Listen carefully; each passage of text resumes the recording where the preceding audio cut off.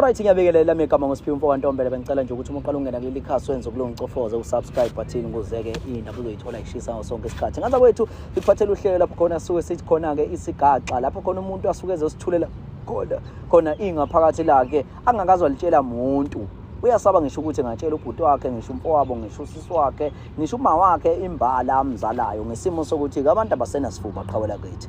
Kodwa ke iqhawe lapha lisibhalele soke sizwe ukuthi ke isiphi lesigaxa elisiphathele sona iqhawe. Qhawela kithi sibingelela.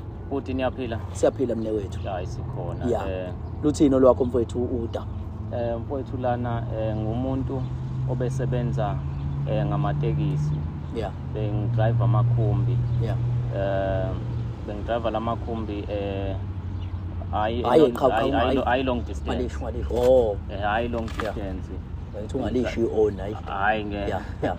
Hayi njengoba ngilana nje mfowethu ngisaba ngisho ukubiza igama lakhe, ngisaba ngisho nje nokwenzani njengamanje. Kahle kahle indaba yami kanje. Yeah.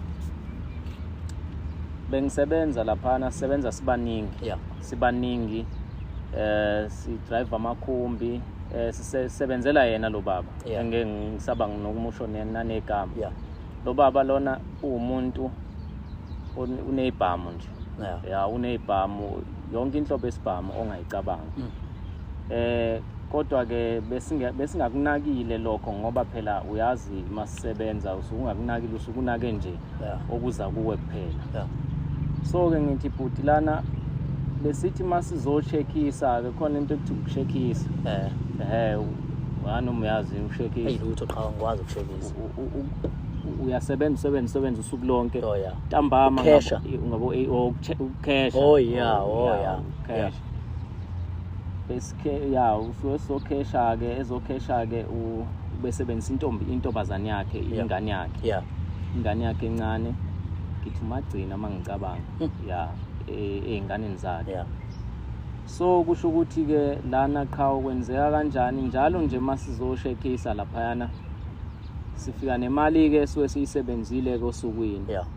Mangifika mina kuqala yazi noma ngifika kuqala le ntombazane ngendlela ibingidlalisela ngezinye izinto ngakhona ibize ingivimbi ithi no bhuti kuleheka wena sizokhuluma last athi next. Yabo. Kize ngizibuza ukuthi indaba ngoba phela ngijahile phela nami. Nginomfana. Wayisobona egcineni. Yebo egcineni. Yebo.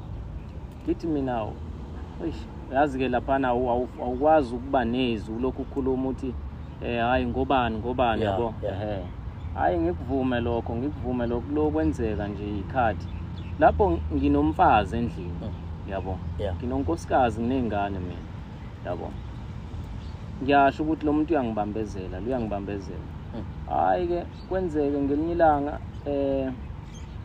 mase ngimnikeza ke imali last athini ubone ukuthi ayibo lengane lena manje isishintsha ngisho amehlo isiyasmile yenza lento okuthiwa ublush mangingena yabo. Ngikugwemeke mina lokho ngoba phela mina ngumuntu o straight yabo. Ngishadile nginengane yabo. Hayi elinye ilanga mfowethu lengane ngingakwazi nokuyibamba phela ngiyindoda nami nginsizwa kwenkunzo ombhemu nami yabo. Ke kwenzeka ukuthi nawo uheheke yabo. Kwesinye isikhathi ithema masibala imali siyaqhubeka sibala imali ubone uyangibamba kanje. Hayibo. Ithi mina hayibo kahle ngane yabo. Ithi hayibo yini yabo. Hayi izingibambe ke ingiqabule. Hey.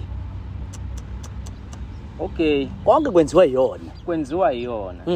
Ngiheheke ke nami ke njengendoda njengoba kade ngichazile. Bese ke manje kwenzeka kanjani? Ingiqabule kwenzeke okwenzeka Nkosi yami.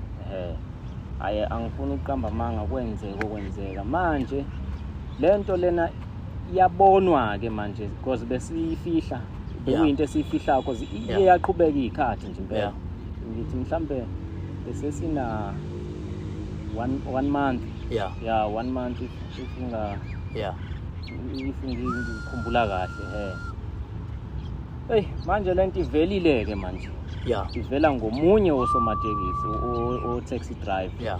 Osebenza naye. Kusho ukuthi le ndaba le angazi ukuthi ubani ngempela kubona kodwa njengamanje ngathi sengiselenki ngelinye lamalanga kwathiwa hey ndoda uboss uphuma la manje ngithi mina yini ubezofuna uboss akafiki ke lenki yabo hayi ubela ukufuna kabucayi yini usuwenzeni yabo hey mina akangicabanganga ukuthi mhlambe ileyo ndaba leyo base ngithi mina ingeke bafethu ayikho into engiyaziyo mina uboss nje ngimkhokhelile izolo yini kwenze njani yabo kuthiwa indoda ngeke udinwe kabucayi hayi ngizamile ukubuza kahle ngazama nokufonela yona lengane yebo yes ngiyambuza ukuthi kwenze njani ingabe mhlawumbe khona into ayaziyo ubaba wakho wathi yazi kwangibuza ubaba and ubedinwe kabucayi wathi uyerenk yo wayiyeka noma wangayishayo nengane ukuyishaya kanjani uyishaya phela ukuthi hayi lutho hayi angibashaya abantu cha yona ubaba wengane akayishayanga yena yena hayi cha akamshayanga into engizwile ufuna mina la ufuna mathupha and futhi ngize njoba ngila namhlanje ngicashile nginesonto ngila ngalishiya kanjalo itekisi ilenke angazi ukuthi mhlambe la kwenzakalani la thatha ubani kodwa phela bakhona bafethu sisebenza nabo lapha yabo ngivale ngisho ifoni njoba ngila angikwazi ngisho ukusebenza ngikwazi ngisho ukuphuma la engihlala khona manje ngeke ngize ngisho nala ngihlala khona yabo so manje nginaleyo nkinga lana bafo angazi ukuthi ubani mhlambe ongangisiza sengicabanga nokuzikhunga manje iyona into esengicabanga iyona solution enginayo manje ukuthi vele ngiyilengise nje one time manje awuzami ukubheka noma ukuthola kwaba khona lenki mhlambe nonkampani bakho mhlambe okhumana nabo mhlambe ukuthola ukuthi kwenza kanjani hey bhuti njengoba ngisho nje ngithi ngicishe ngisho ifoni kahle ngoba le ndoda yangifonela yangifuna bengike ngayivula ifoni nini kuthanga ngifonela omunye ke engizwana naye ngimbuza wavela wakhala kabukabi wathi mfowethu ucasha kakhulu la ukhona engazi ukuthi indaba seyishube kakhulu manje mfowethu isemathafeni kahle ngiswele ngisho umgodi okucasha manje engane kwagcina kwenzeka kanjani nagcina nishayene kodwa nayo noma mhlawumbe ningaze nishaya nagcina nje ngokucabuzana ukulalana kanje phela ngishilo ngiyasho ngagcina phela nami ngisehlekile njengendoda mayinishana kuphi kanjani nihlelana kanjani angithi lapha imali chazele kanje lapha yana suwe ioffice yabo la khona sibalela khona imali ubaba walapha yana kahle iboss yethu ayifiki ayifiki ithemba ingane yayo sithela kuyona imali njalo usuku nosuku sifaka imali kuyona ingane ivalele ngendlela eyivalela ngayo thina zazi yabo bese ubaba walaphana liyaphela nje sonto cause anganoma unamabhizinisi vele yabo cause ngake ngezwa nangapha koGoli unamabhizinisi yabo kodwa sikulandelile lokho sazilele silaziyo so manje unokungabuyi nje kwesinye isikhathi abe khona ekhaya kodwa angafiki lapha eoffice kuze kushaye o9 10 cause sibaningi yabo amatekisi lapha ngithi ungabala yebo ngichaza into kanjalo ke kushaya izikhathi zasebusuku impela nje uthola ukuthi mhlawumbe uyitshela ukuthi kusasetshenzwa kanti cha sesiya sebenzana manje uma inatamantana khona e-office hayi kona impela nje sakwenzela khona e-office ngokuhluleka ke nami ukuzibamba kodwa manje sengiyazisola mfowethu indaba lena ithanda ukungikhalisa kwesinye isikhathi ngoba manje even abazali bami bazi ukuthi ngilapha manje ngiyalidinga usizo ngabo ukuthi hlamba ngazi ngenza kanjani